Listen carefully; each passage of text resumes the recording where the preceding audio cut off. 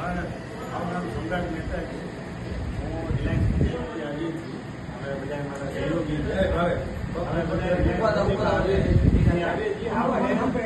સમજાવવા માટે ખાસ આવ્યા છીએ કે હવે સરકારે જે તમારા પ્રશ્નો હતા એના સોલ્યુશન માટે થઈને હમણાં એક એમઆરસી કરીને કમિટી બનાવેલી છે, જે બજાર ભાવ નક્કી કરવા માટેની કમિટી છે, જેમાં આપ સૌ લોકોના સહયોગથી આપને જે જોતું હતું કે કમિટીમાં ખેડૂતના આગેવાની કોઈ રહીએ, આજ બજાર કિંમત નક્કી કરવા માટે થઈને આપ લોકોનો બી એમાં સહયોગ હોય. એટલે આ એક્ઝેક્ટ અત્યારે ખરેખર શું બજાર ભાવ હાલે છે એ આપ બી કહી શકો ત્યાં. એના માટે થઈને 3 લોકોની કમિટી બનાવેલી છે અને બધા પોતાના ભાવ બંધ કવરમાં આપવામાં આવે છે. આજે કલેક્ટરમાં બંધ કવરમાં તમારા જે વેલ્યુઅર હોય, તમારા જે સહયોગ મળે, પછી તમે એક પ્રતિનિધિ રાખો, તમે એક વેલ્યુઅર બનાવો, તો એ વેલ્યુઅર તમારે બજારે વાત કરી અને જે બજાર ભાવ હોય એ એક બંધ કવરમાં કલેક્ટરને આપણે 3 લોકોએ એક સાથે જ આપવાના રહેશે. બરાબર છે? તો એ 3 કવરમાંથી પછી 1 by 1 કવર, 2 કવર ખોલશું, એવરેજ નીકળશે, જે ભાવ થતો હશે એ રીતે સરકારના નિયમ મુજબ એમ આપણે આગળ વધશું. તો એના માટે થઈને હતું કે એક તો આપ લોકો એમાં આગળ વધો, બજાર ભાવ નક્કી કરવામાં આપ લોકો બી આવો. એટલા માટે થઈને જાણ કરવા આવ્યો છું કે જો આપ લોકો સહયોગ કરો અને તમારામાંથી કોઈ એક ગામ તરફથી એક પ્રતિનિધિ જોશે કે જે તમારા જેટલા ખેડૂત હોય એના તરફથી કોઈ એક વ્યક્તિ ત્યાં આવી શકે, કલેક્ટર સાથે બી મિટિંગમાં આવી શકે, શું થાય છે બધી પ્રોસેસ સમજી શકે. બરાબર? અને ત્યાં તમારો ભાવ જ્યારે રજૂઆત કરવાનો થશે આપણે તો એ રજૂઆત કરીશું. હવે તમે આ વેલ્યુઅર નીકળો તો દરેક વેલ્યુઅરના બી ચાર્જીસ થાય છે, પૈસા કરે છે, તો એ બધા પૈસા અમારી કંપની તરફથી ચૂકવવામાં આવશે. વેલ્યુઅર નક્કી તમારે કરવાનો છે, એને પેમેન્ટ અમે કરશું. તમારે કોઈ જાતનો એમાં ખર્ચ આવતો નથી. બરાબર? અને જે આજે કંપનીનો જે આ ટાવરનું ને જે બધું છે કામ, તો એમાં આપ લોકોના એટલો જ બધો સહયોગ ને સાથની જરૂર પડશે. તો તમારા જે પ્રશ્ન હતા કે બજાર ભાવ નક્કી કરવાનો, બજાર ભાવ શું હોવો જોઈએ, તો એ બધી વસ્તુમાં સરકારે એટલું કર્યું છે ને બજાર ભાવના બી બમણા કરીને તમને પૈસા અમારે ચૂકવવાના રહીએ છે. તો એના માટે થઈને હું આજે આ બધાને મળવા આવ્યો છું. તો આ બધા એક ગામ તરફથી જો મને સહયોગ મળે તો કોણ પ્રતિનિધિ છે અને તમે જો વેલ્યુઅર નિયમા હોય તો એ વેલ્યુઅરના નામ એ બધા મને આપવાના રહેશે. ભલે એના માટે થઈને તમે જે કંઈ થોડો ઘણો સમય લ્યો તો એ મને સમય આપજો કે ભાઈ અમે આટલા દિવસમાં આ વસ્તુ કરશું. તો એમાં હવે તમારા તરફથી કાંઈ હોય કે તમને કાંઈ નક્કી કર્યું હોય, તમારા ગામમાં બધા સાથે કાંઈ વાત થઈ હોય અને કાંઈ પણ પ્રશ્ન હોય તો તમે મને પૂછી શકો.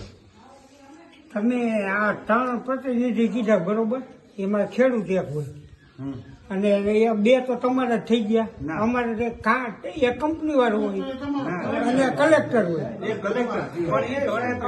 આ વસ્તુ ત્રીજા સ્ટેજની વાત હાલે.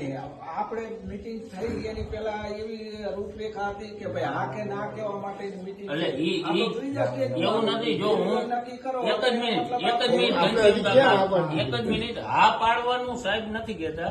એને એવું કીધું કે દાખલા તરીકે હું નાના ભેલાવતી સરપંચ, મારા ગામના ખેડૂતોનું કેવું એવું છે સાહેબ, અત્યારે મારા ગામના ખેડૂતો એવું કહે છે કે જેતપર ગામ જે આંદોલન ચાલુ છે એના સમર્થનમાં નાના ભેલા ગામ અને તમામ ખેડૂતો, આજુબાજુના બધા ગામના ખેડૂતો એની સાથે જે નિર્ણય જેતપર નો આવશે એ અમારો માન્ય રહેશે. અને ત્યાં સુધી અમારા ગામના ખેડૂતો કે આજુબાજુના ગામના ખેડૂતો કોઈ એમઆરસી કંપનીનો મેમ્બર આપવા અત્યારે તૈયાર નથી.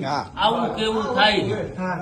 એટલે નાના ભેલા સરપંચ વતી હું કહું, નાના ભેલા સરપંચ, આ મોટા ભેલા સરપંચ છે એ તમે પણ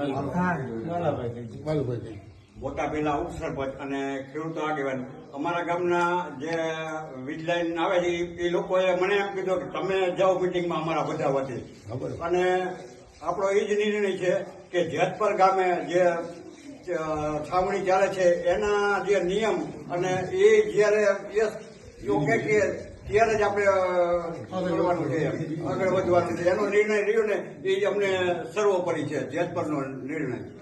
આ મોટા ભેલાના ખેડૂત વતી અને એના આગેવાન વતી જે મારામાં આવી ગયું બધું. અમારા 18 થી 20 જણા છે એનું બધું કમ્પ્લેટ. હું ભાવપર ગામનો સરપંચ મંડળભાઈ પ્રભુભાઈ જાણી. મારી 10 જણા છે ને આપણે ખેડૂત.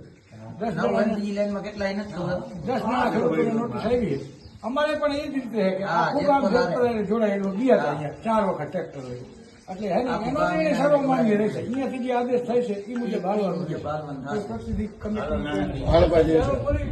અહીંયા ઈ છે કે જેતપુર આઈડે છે